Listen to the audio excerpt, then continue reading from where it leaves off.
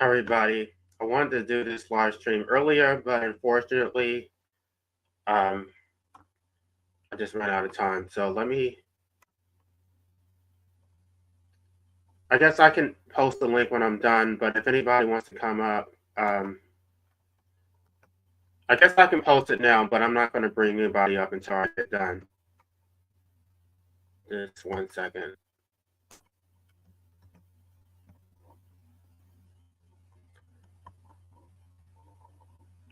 Okay. So what this live stream is about is how parents know that their children will grieve over their deaths.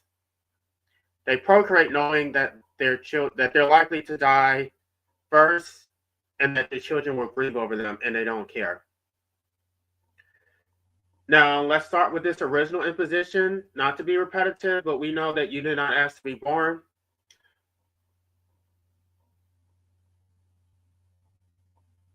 But they knew how this story was going to end. They knew that it was likely going to end with them dying and you being left to carry the burden that they imposed on you. That is the natural order. They knew that they were likely to die first, and yet they did it anyway. Because when we have these discussions, people will make it seem like it's morally neutral or that they don't know what they're doing, or I think they focus on issues that are out of their control, right? It's like, oh, I didn't know that this was going to happen or that was going to happen. But at the very least, you knew that you were likely to die first, and that your child would have to carry that burden, that your child would have to grieve over your death. Now, they will talk about how no parent should ever have to bury their child because they assume that the natural order is for the parent to die first. But what happens? What if that does happen? What if well, I don't know. I guess if you go according to plan, then the parent would die first. But when the child does die first, they clearly don't like it. They're just like, it seems so unfair that I had to bury my child. But do you think that children want to bury their parents?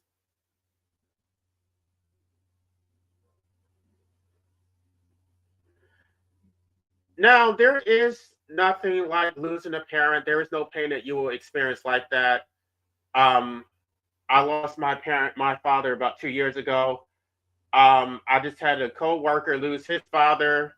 And I guess before I actually went through that, I didn't really understand what that felt like. It's like I mean, because I lost my grandmother, but I think it's not the same. It doesn't matter if you're estranged from your parent. It doesn't matter how bad that relationship is. You still will feel a complete and total loss.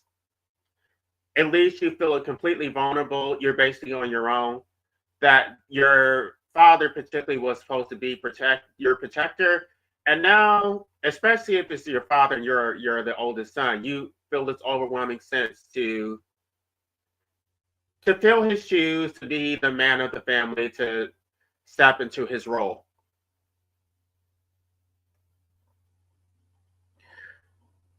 This is completely foreseeable. They all know this. Many of them will actually tell you that they don't want to die alone. Many of them will procreate specifically saying they don't want to die alone. They will say, I want children so I don't have to die alone. How is this fair? So you're going to create a human being to suffer, to grieve over your death, just so that you don't die alone. How is that ethical? How is that love? Because they make it seem like it's so benevolent. That is not based on attraction.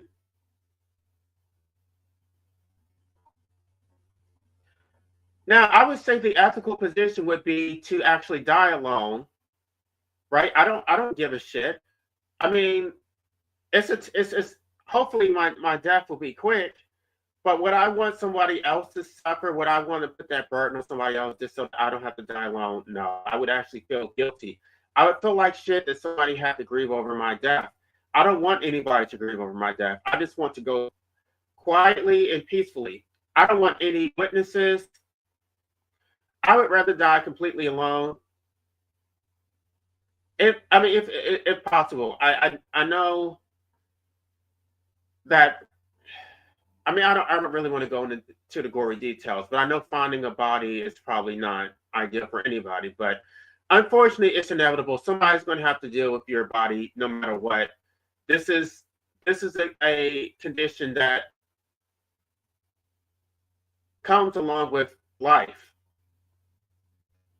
It's not. I mean, it's nobody's fault that they're going to have to find it, but I would rather it be a third party. I would rather it be a stranger who is completely detached. I don't want it to be somebody who's close to me. I don't want someone, for example, I would not want my brother to find my body and have to deal with that.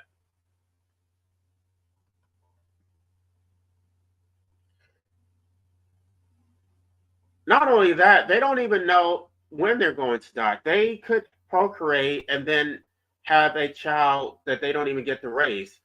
They could die early in your life. They could die when you're still a child and then leave you to fend for yourself. They know this and they gamble anyway. I know people who have lost parents while they were still in elementary or high school, and they end up in orphanage. They end up as an orphan. Let me see who's here. Y'all can post a link. Y'all can click the link, and then if you want to come up, you can chime in.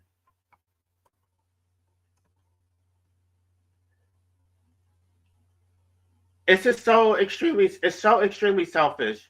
And I just love how they try to obfuscate and make it seem like it's something based on love, that it's not based on extraction. Because if their child were to die first, they're going to make it all about themselves. They're going to talk. Y'all, for those of you who are on my anti-informer channel, I did that whole video about Nick Cannon when he lost one of his children. He made it all about him, how it was going to make him a better man. Of course, he didn't stop there because he still wanted to have more children, knowing that those children are going to have to die at some point. And it will make it seem like it's the same thing. Like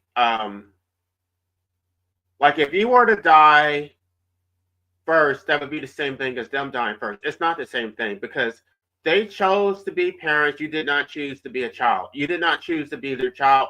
They did it anyway, knowing exactly what was going to happen. But of course, they block it out of their mind. It's some sort of neurosis where they just assume that they're just creating a baby.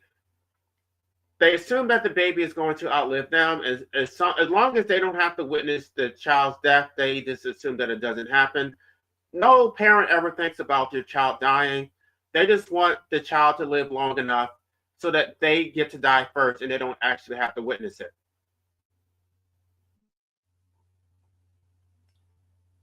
They would talk about sacrifice, how they love their children, they put their children's needs first. But they gained so much.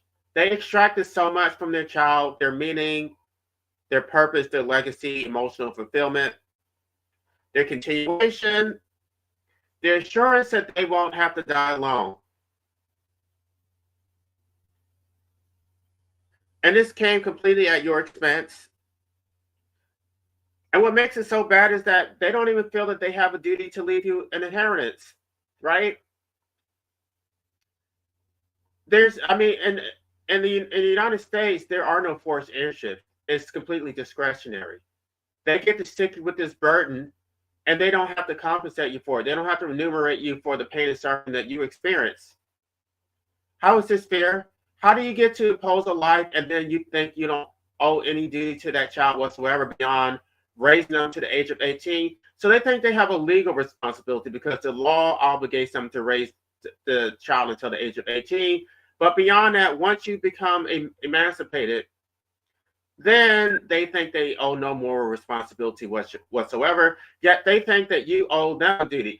I saw that study from Pew Research, which shows that I believe it was 44% of participants believe that children are not entitled to any assistance once they reach the age of 18, but yet 77% believe that children owe their parents care in old age.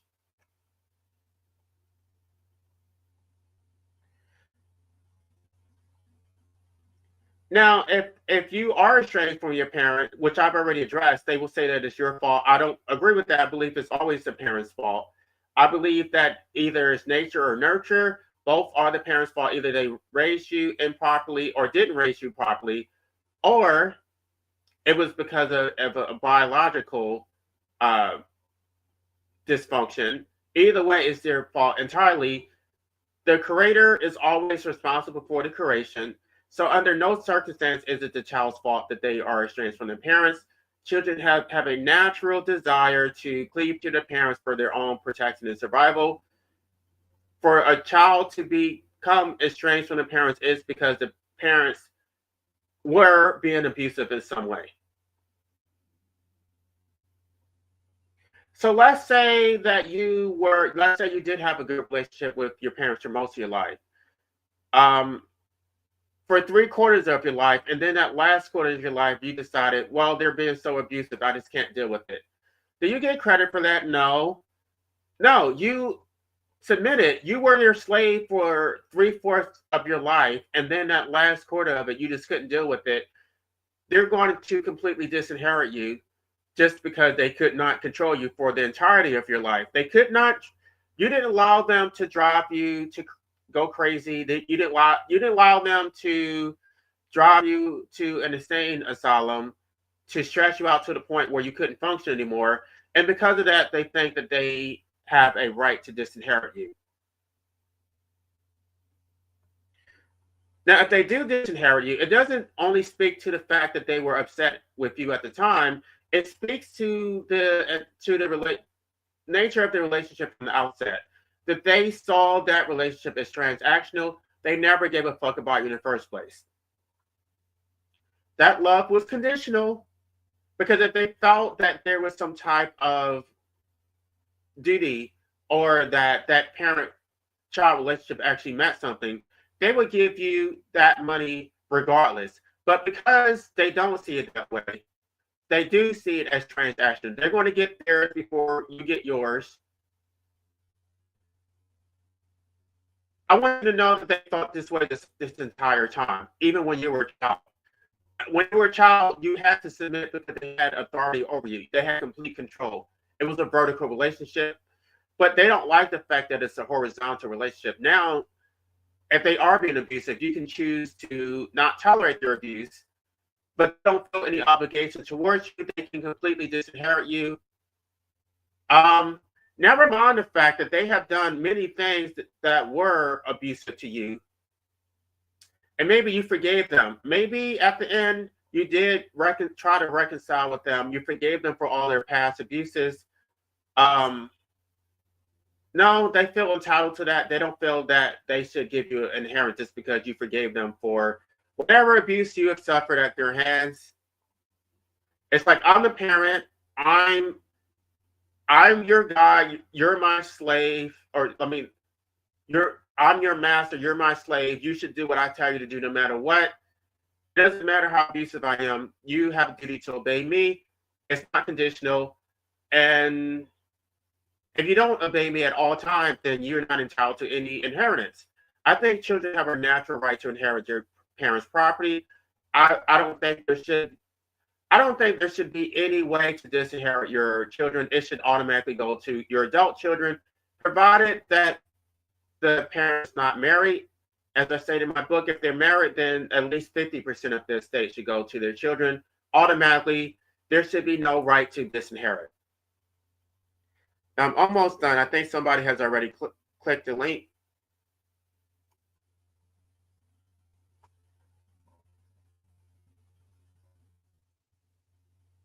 So they can walk away from their parental obligations towards you, but can you walk away from your obligations? Because they think that for whatever reason, your obligations are just to obey. No, that's not the imposition. The imposition is that they impose life on you without your consent. So, regardless of whether you walked away or not, the imposition is that you have to live your life whether you want to or not. So, I think you're entitled to inheritance just because you exist, regardless of how you how you existed. This is what they wanted. They wanted you to exist, and now you are existing, and you should be remunerated for that. Do you get your non-existence back? Because it's almost as if they want a refund on a debt that they chose for themselves. Do you get your non-existence? They get their money back because I guess the natural course of events was that you would get the money if you maintain that relationship. So now they're going to take it back as if they didn't impose life on you. But do you get your non-existence back? Do you get all the suffering that you experienced back? Do you get anything back? They got what they wanted out of the bargain. Now they have seller's remorse. They sold you out. They forced you to exist. They created a slave for the system. And now they have seller's remorse. And yet you're still stuck carrying it back. You still have to live your life, a life that they imposed on you without your consent. Total asymmetry. You got scammed.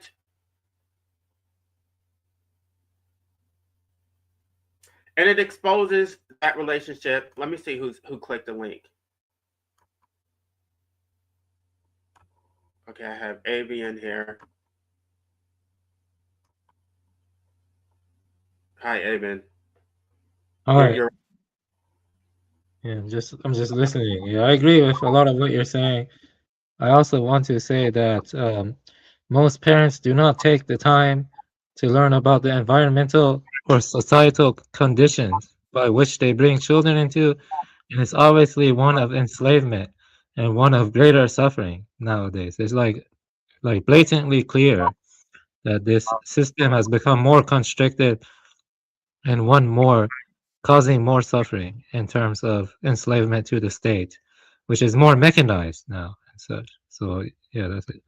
Are your both of your parents still alive? Yeah, they're both alive. Yes. Um, well, have you experienced like the death of like your grandparents or anything like that? Yes, I my grandmother died from Parkinson's, and I was there while she was dying. She actually begged me to have children during her final moments, but I told her no because that is my decision, you know. So I'm not going to be emotionally manipulated and such. It's a decision I've made based on studying history and looking at the trajectory we're heading and such. Yeah, well, my father asked me to give him children on his deathbed too. So he claimed that he was against procreation, or he believed that it was unfair that we all have to suffer and die. But his excuse was that we're going to get to be with God in heaven. So Yeah. My question would be, why is God in heaven not intervening or during these times of calamity, during these times of greater and greater enslavement? You know, why? And stuff like well, I'm not sure that he really believed it. I mean, he clearly was clinging to life. If he was saved, then I think he would not have been afraid to die. He was terrified. He didn't know where he was going, and he really wanted me to clear his conscience, to forgive him for all this stuff that he did, and I gave him that, and yet he didn't meet his end of the bargain. well, forgiveness is important, but ultimately I'm my own individual, so I make my own decisions based on research, and I've decided not to have children, you know. And I see it negatively overall, especially during this context. Okay, but I'm assuming that you have a good relationship with your parents. Is that correct? Or Yeah, I have a good relationship with my dad and mother, yes, overall, yes. do you think that it's fair that at some point you're likely to have to grieve their death? Like, I mean, you clearly didn't consent to that. Yeah, I don't think it's fair. You know, the thing is that you know, I draw a sharp distinction between pre-industrial and post-industrial man. You know what I mean? And in post-industrial times, I definitely see procreation as a negative. But pre-industrial man, the way he internalized the world and he made sense of it is so drastically different from now. Like it's very hard to place our mind into that or our shoes into that. So yeah, that's the main thing. I'm a post-industrial anti-natalist, though I'm hesitant to tell most people because I know it'll be on their crosshairs and stuff. Yeah, I actually gave my view that I think that is far more ethical to procreate other civilization. But I've heard other people repeat my version of antinatalism. I mean, it's not even antinatalism. It's my own philosophy of life abolitionism. And I heard somebody repeat that on another channel. I'm like, no, this is not traditional antinatalism. This is a complete different philosophy. So yeah, don't use my definition as a definition of antinatalism. This is completely different. Yeah, I got it. Yeah, you have your own views and such. I see your views are more tied to the state and the enslavement by the state. You're more like an anarcho-primitivist. Yeah, I understand. Right. We have some people here. I don't know if anybody's going to come up. I know I'm starting this live stream late, but basically I can only do them when I'm able to do them. So I'm not sure that I will be able to do another one this week with a panel. So I hope to get more people's opinions about their experiences with their parents dying and their thoughts on that. But we'll see if anybody else comes up. Yeah, it would be interesting. Yeah.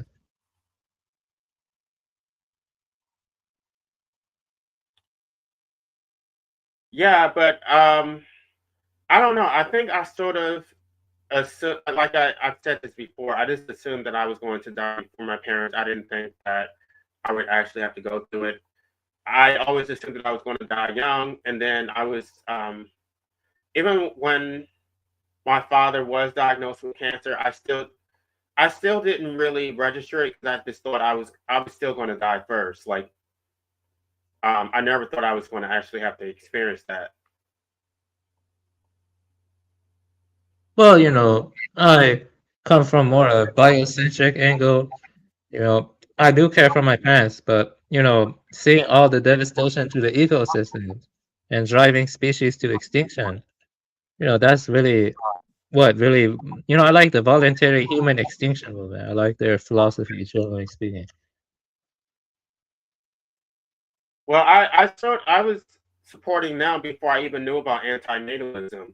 So I knew about that years ago. I always gravitated towards organizations that were child free. And I don't know.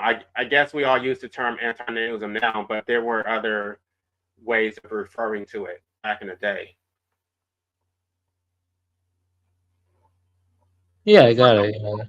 I know what you mean. You're more of for you, it's more about the state and state control, and you would be okay if hunter-gatherers were to procreate. I would actually agree with that. Hunter-gatherers, they lived in a different setting, and so the norms of the state and the civilization did not apply to them and stuff.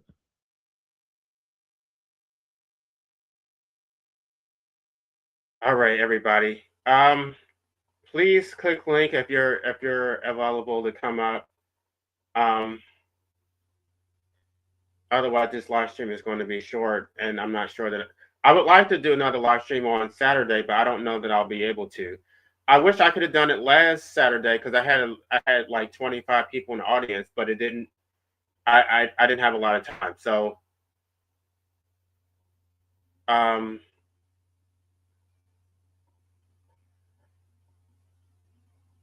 all right. Well, I don't know. I guess nobody else is going to come up. I'm kind of running out of things to say, so this is going to be a short live stream.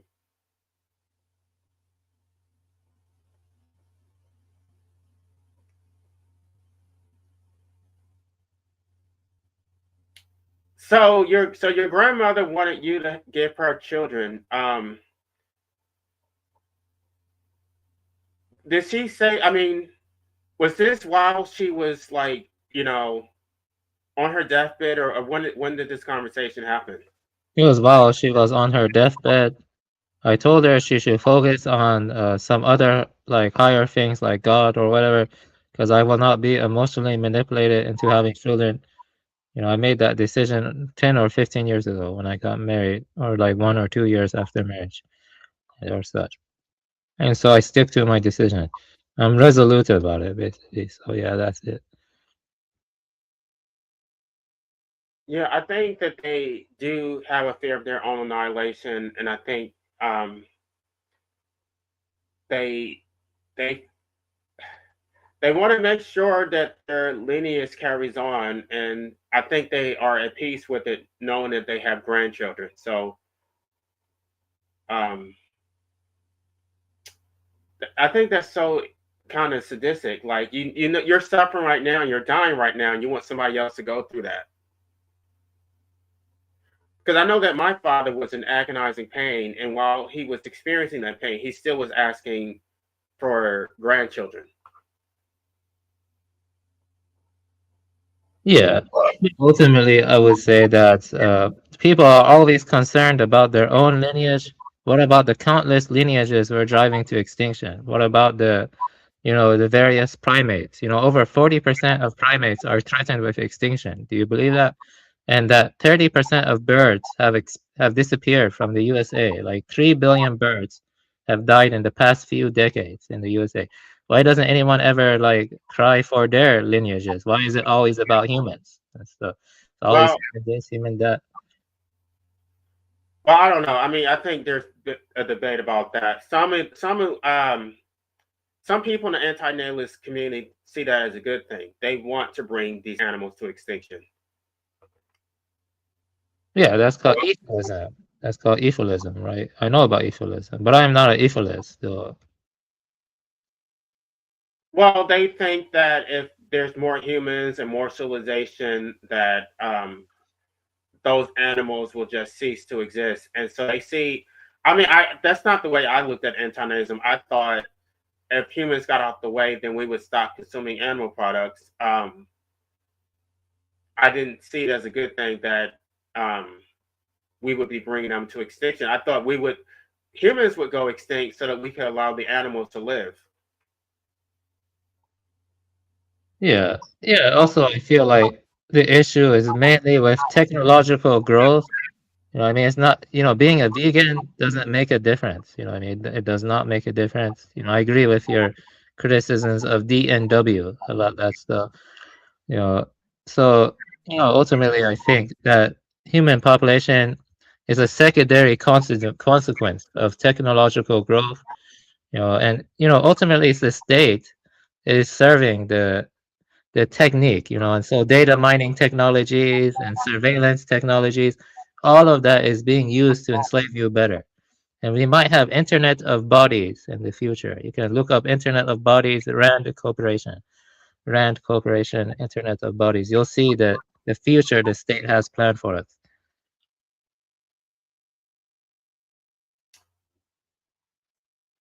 Yeah. Well,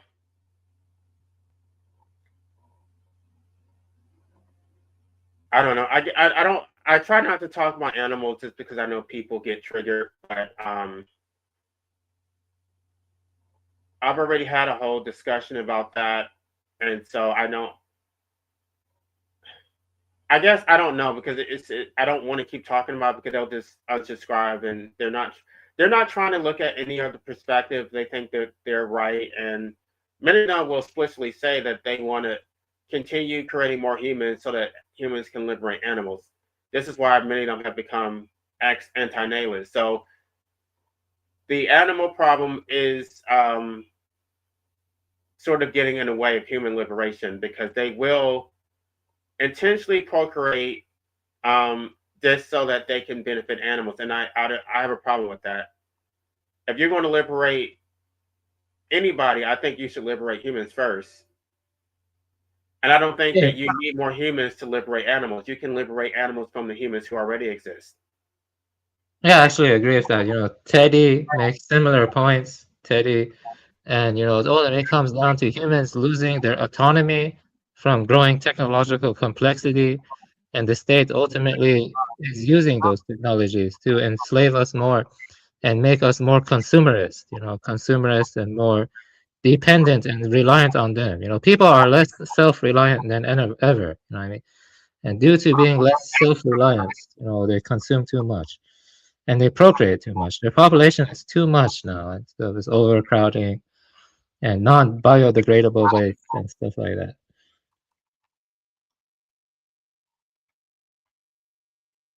Yeah, I definitely should have done his live stream earlier. I don't think anybody's going to come up, so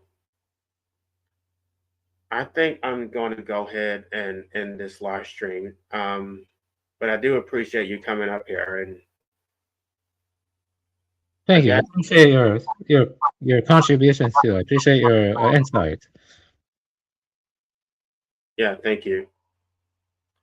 All right, well, you have a good night. You too. See you later. All right, bye.